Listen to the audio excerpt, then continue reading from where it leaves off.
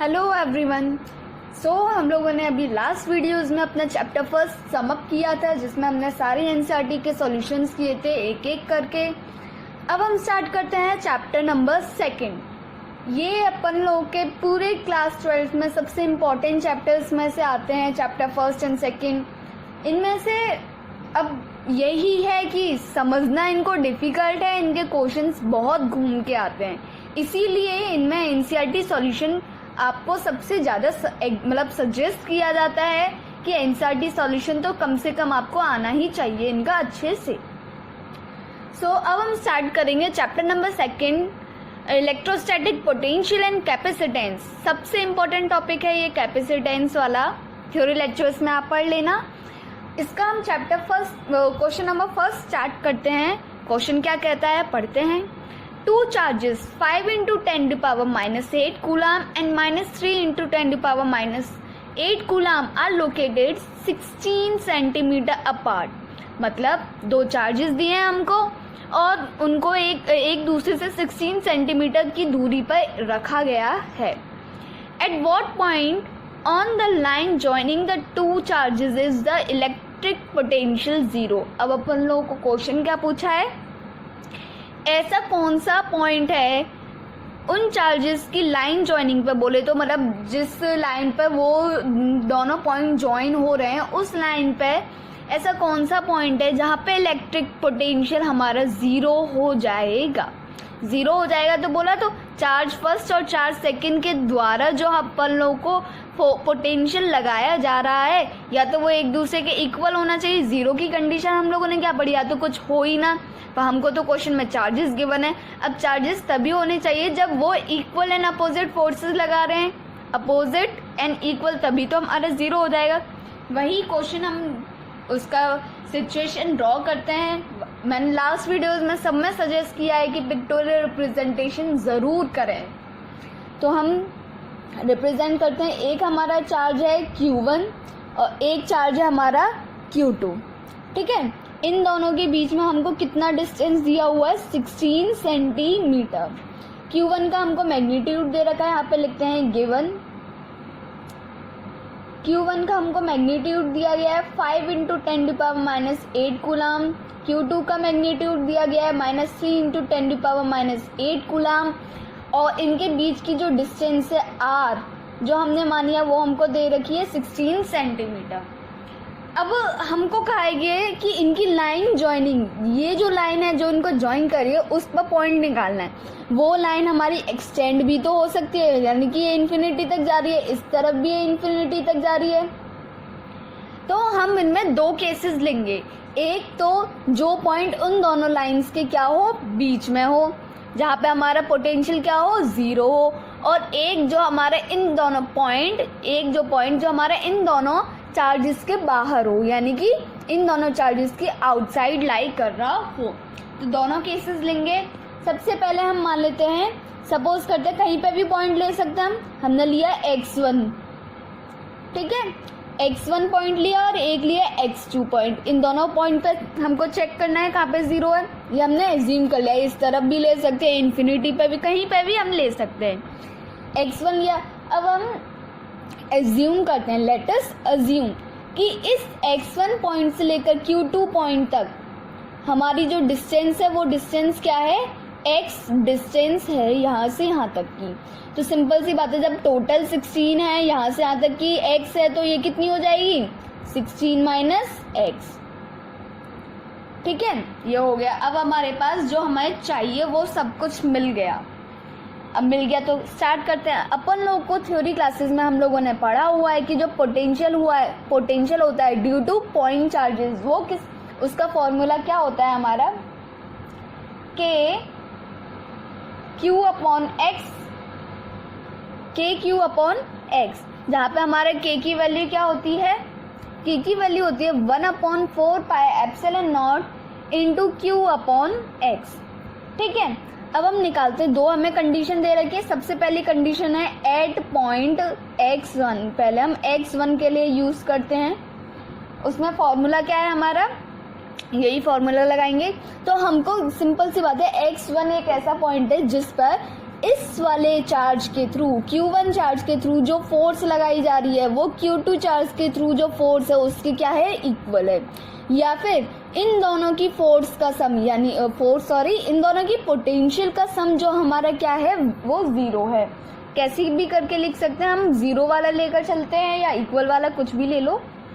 1/4 pi epsilon not Q1 upon distance क्या है Q1 के थ्रू 16 माइनस x, और इनका अपोजिट है डायरेक्शन में। जब ये हमारा Q1 हमारा पॉजिटिव है, दूसरा हमारा क्या है Q2 नेगेटिव, तो Q2 का negative 1/4 pi epsilon not Q2 upon x, इन दोनों का सम क्या है हमारा 0। हम सम ऐसे करके भी ले सकते हैं कि हमारा Q2 नेगेटिव है तो ऐसे करके भी ले लो। सम हमारा 0 है, इनको मैथमेटिकल सिंप्लीफिकेशन करना आप। अब हम लोगों ने सॉल्व किया है, सिंप्लीफाई आपका मैथमेटिकल टर्म है, इसको सॉल्व करेंगे तो x की वैल्यू आएगी हमारी 6 सेंटीमीटर। सिमिलरली हम एक दूसरे पॉइंट, हमने ये पॉइंट क्या लिया x1, अब हम पॉइंट लेते हैं एट पॉइंट x2। ठीक है, x2 पॉइंट के लिए हम Q2 चार्ज से और x2 पॉइंट तक की डिस्टेंस को हम y ले लेते हैं। ये y डिस्टेंस है, तो ये वाली हमारी कितनी डिस्टेंस हो जाएगी, Q1 से लेकर इस x2 पॉइंट तक की डिस्टेंस क्या हो जाएगी, ये टोटल 16 है, ये y है तो 16 प्लस y। ये तो सिर्फ मैथमेटिकल टर्म्स हैं, तो वही करेंगे हम सॉल्व। सबसे पहले हम Q2 के ले लेते हैं, हमारा Q2 माइनस में है, अपॉन ये ऐसे 1/4 pi epsilon not into y distance plus 1/4 pi epsilon not Q2 upon 16 plus y। इन दोनों का सम किसके इक्वल है, 0 के इक्वल। न्यूमेरिकल पार्ट को अगर हम सॉल्व करेंगे तो हमारी y की वैल्यू आएगी 24 सेंटीमीटर। बोले तो Q2 पॉइंट से 24 सेंटीमीटर अवे एक हमारा ऐसा पॉइंट होगा जो हमने x2 लेट किया है, उस पॉइंट पे इन दोनों चार्जेस के वजह से जो भी हमारा पोटेंशियल होगा वो नेट पोटेंशियल क्या हो जाएगा, 0 के equal. Now our next question is question number 2. Question क्या कहता है, a regular hexagon of side 10 centimetre. हमें इसकी साइड A हमने जो लेट किया वो क्या दे रखी है हमको, 10 सेंटीमीटर गिवन लिखते हैं। अब अपन लोग को क्या दे रखा है, A जो हमारा क्या है 10 सेंटीमीटर और इक्वल्स टू 0.1 मीटर। ठीक है, और उसके हर एक मतलब उसके वर्टिसेस पर क्या है गिवन है चार्ज, और उसका हमको क्या दे रखा है मैग्नीट्यूड 5 माइक्रोकूलम।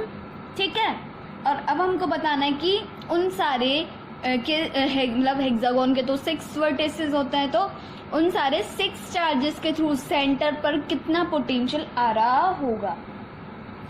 हम लोग को पता है कि हेक्सागोन की जो साइड होती है A, उसके जो जब हम ट्राइंगल वो करते हैं क्या कहते हैं वर्टिसेस टू वर्टिसेस मैच करते हैं अपोजिट वर्टिसेस को, तो हमारा जो ट्राइंगल फॉर्म होते हैं वो इक्विलेटरल ट्राइंगल फॉर्म होते हैं। तो जिसकी वजह से जो भी सेंटर से C पॉइंट जो हमने माना है, सेंटर से लेकर किसी भी वर्टिसेस तक की डिस्टेंस इक्वल होती है, और वो हमारे उसके साइड के ही इक्वल होती है। साइड हमारा A है तो सिंपल सी बात है C से Q तक की डिस्टेंस कितनी हो जाएगी, A। अब हम लोगों ने पढ़ा हुआ है कि पोटेंशियल का जो फॉर्मूला होता है, potential due to a point charge, जो हम लोगों ने लास्ट क्वेश्चन में भी किया था, due to a point charge, वो क्या गिवन होता है, V equals to KQ upon X। X हमारी क्या डिस्टेंस होती है चार्ज से लेकर और उस पॉइंट तक जहाँ पे हमें पोटेंशियल निकालना है वहां तक की डिस्टेंस। तो यहाँ पे K की X की जगह पे हम क्या लिखेंगे, A, तो A। ठीक है, सब्स्टिट्यूट करेंगे, C है। अब हमें पता है कि ये सारे इनका जो वो है मैग्नीट्यूड सबका सेम है, डिस्टेंस सबकी सेम है, तो ऑब्वियसली बात है एक के थ्रू जितना पोटेंशियल निकल रहा होगा वही सेम पोटेंशियल सबके थ्रू निकल रहा होगा। तो हम उसको डायरेक्टली VC एक पॉइंट मान लेते हैं, तो 6 into the potential by the 1 charge के थ्रू भी निकाल सकते हैं। तो न्यूमेरिकल पार्ट है, इसको आप सॉल्व करिए, 6 इंटू इतना सॉल्व करेंगे तो हमारा आंसर आएगा हमारा VC पे इन 600 के 6 चार्ज के थ्रू जो पोटेंशियल है वो ये है। Now the next question is question number 3।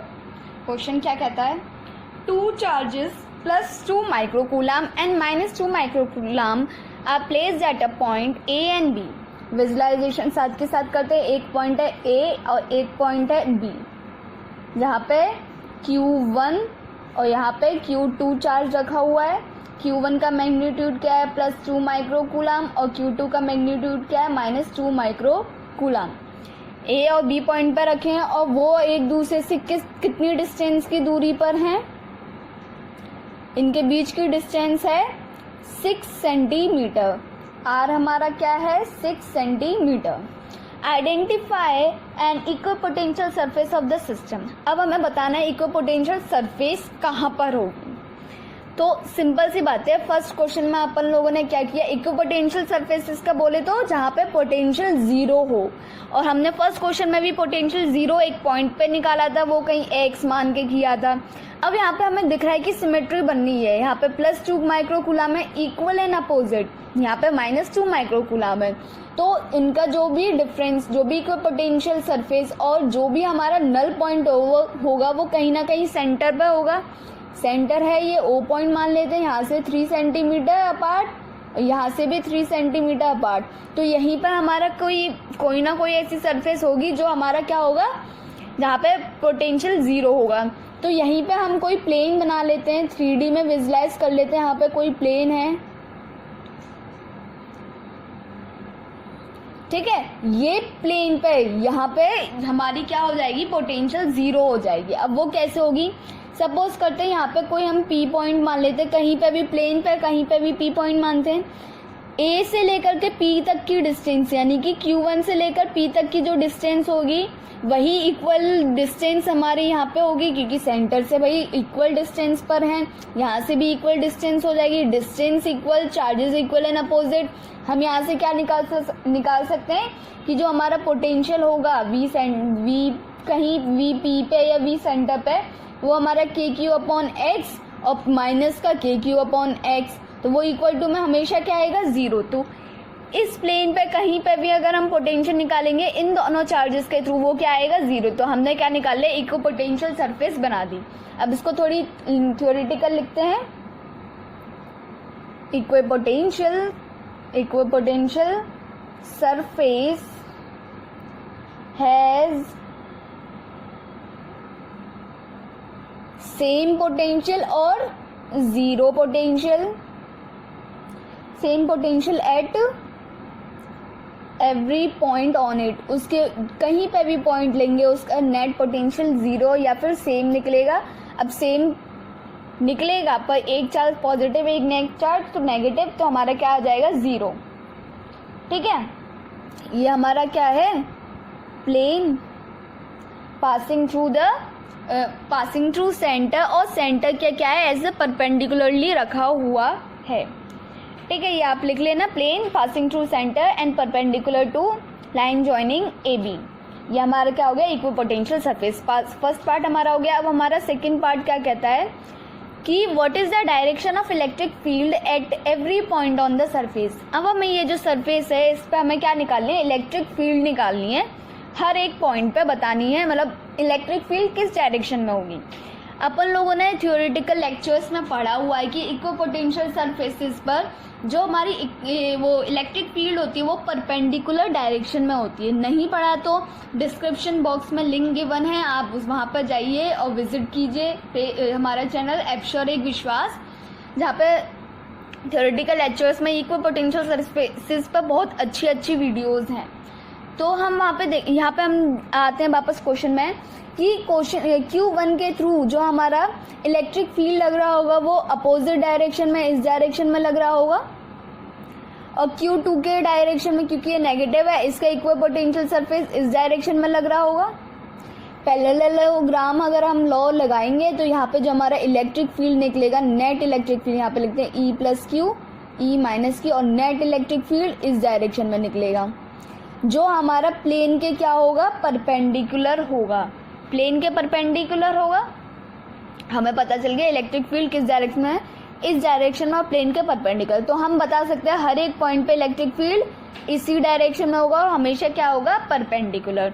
तो हम लिखते हैं theoretical electric field is always, theoretical lectures में हमने अच्छे से पढ़ा हुआ है, उसको हम दोबारा लिखेंगे, is always perpendicular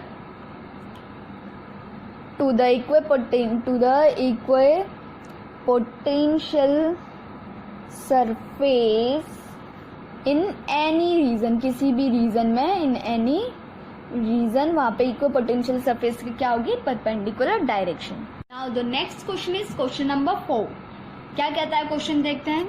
a spherical conductor of radius 12 centimetre, एक हमें स्पेरिकल कंडक्टर दिया हुआ है जिसकी रेडियस क्या है, 12 सेंटीमीटर। तो हम लिखते हैं साथ के साथ में गिवन क्या है, आर 12 सेंटीमीटर और जो क्या है 0.12 metre standard unit, has a charge of 1.6 into 10⁻⁻7 distributed uniformly on its surface. उसकी सरफेसेस पर अपन लोगों ने पढ़ा ही हुआ है, फर्स्ट चैप्टर में भी हम लोगों ने पढ़ा हुआ है कि जो हमारा चार्ज होता है किसी भी मेटल कंडक्टर के सरफेस पर ही मिलता है, मेटल कंडक्टर के अंदर बाहर वहाँ नहीं मिलता है, ओनली ऑन सरफेस वो यूनिफॉर्मली डिस्ट्रीब्यूट हो जाता है।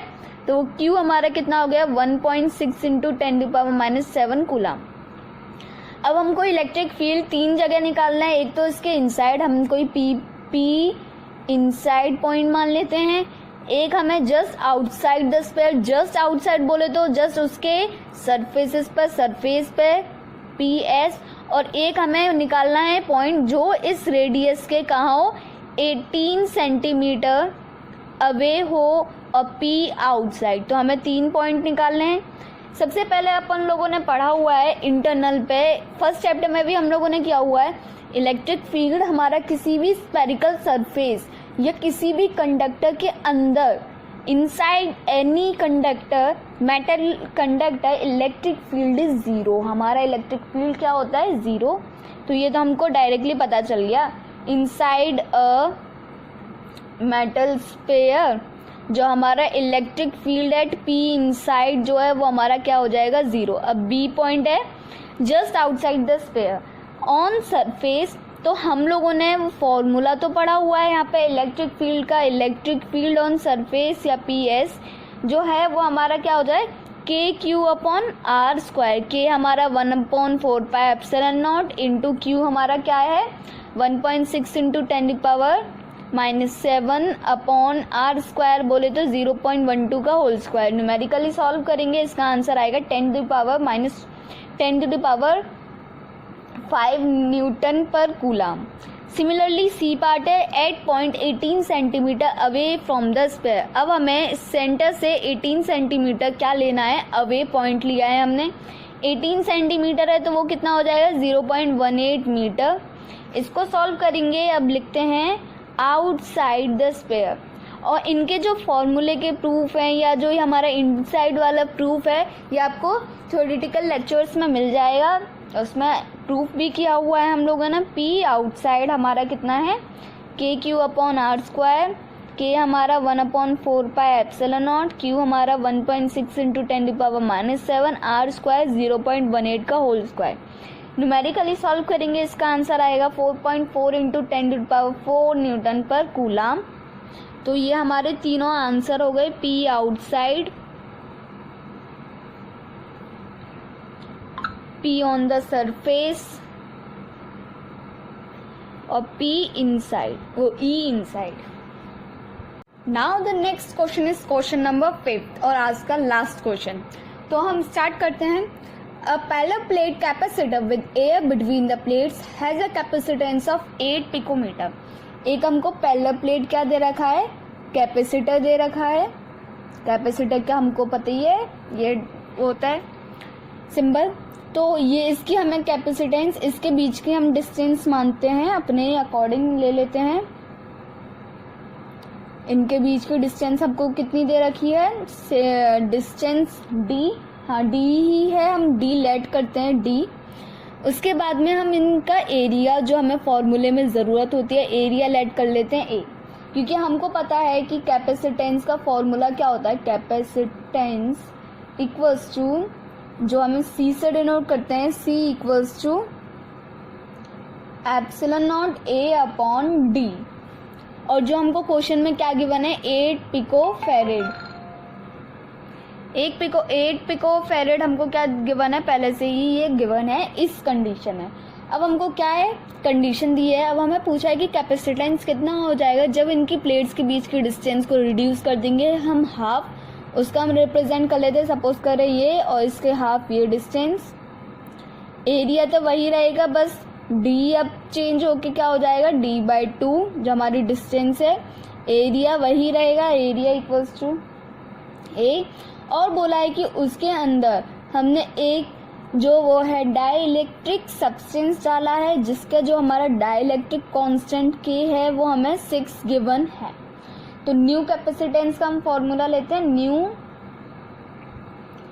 कैपेसिटेंस। हमें पता है फॉर्मूला क्या हो जाएगा, C' equals to K epsilon naught A, और D हमारा क्या हो जाएगा d/2। K हमने क्यों लिया, क्योंकि हमारे क्या है डाइलेक्ट्रिक कांस्टेंट बढ़ गया है, इसमें कुछ नहीं था तो एप्सिलॉन नॉट परमिटिविटी ली हमने, अब यहाँ पे चेंज हो गया, K भी आ गया, ठीक है। तो हम इसको क्या लिख सकते हैं सॉल्व करके, 2K और एप्सिलॉन नॉट A/D। इसकी वैल्यू हम सब्स्टिट्यूट करेंगे ऊपर से जो हमको क्वेश्चन में गिवन है, तो 2K इंटू C, ठीक है। 2K हमारा क्या है 6, C कितना है 8 इंटू 10⁻⁻12 फेरेड, क्योंकि हमें पिको फेरेड में गिवन है। इसको सॉल्व करेंगे न्यूमेरिकली, आंसर आएगा 96 इंटू 10⁻12 फेरेड और 96 पिको फेरेड। बहुत इजी क्वेश्चन था, कुछ नहीं था, फॉर्मूला याद हो तो डायरेक्ट आप कर लोगे। इसीलिए मैंने आपको सजेशन दिया था कि आप एक पेज पर चैप्टर के सारे फॉर्मूले इकट्ठे कर लिख लीजिए, क्योंकि जब भी आप क्वेश्चन करेंगे ना फॉर्मूले की ज़रूरत पड़ेगी। अगर बाय चांस आपको फॉर्मूला याद नहीं होता, डायरेक्ट जल्दी से उस पेज पर देखो और रिवाइज कर लो फॉर्मूला। जब आप उस फॉर्मूले को देखोगे तो सिर्फ उस फॉर्मूले को थोड़ी ना देखोगे जो आपको ज़रूरत है, उसके अलावा 2-3 फॉर्मूले भी आप देखोगे तो वो भी याद हो जाएंगे आपको।